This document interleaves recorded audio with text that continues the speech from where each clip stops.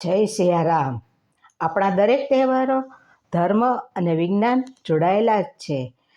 આપણે ઉત્તરાયણમાં તલ ખાઈએ છીએ. શા માટે ખાઈએ છીએ?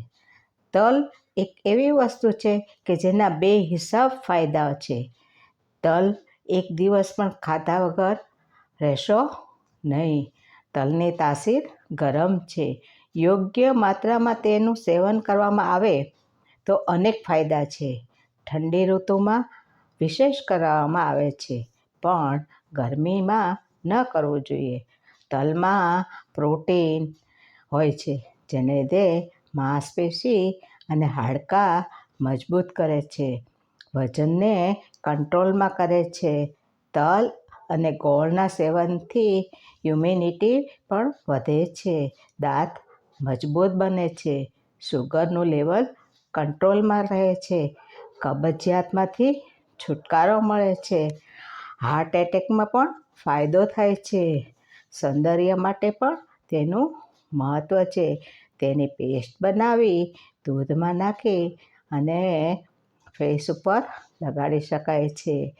અને સફેદ વાળ થતા હોય, વાળ ખરતા હોય તો પણ તેમાં તલનું તેલ વિશેષ ફાયદાકારક છે. તલની વાનગી ખાવાથી ખૂબ જ ફાયદો થાય છે. તણાવ અને પરેશાનીમાંથી મુક્તિ મળે છે.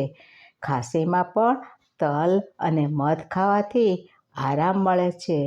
તલનું તેલ અને લસણનું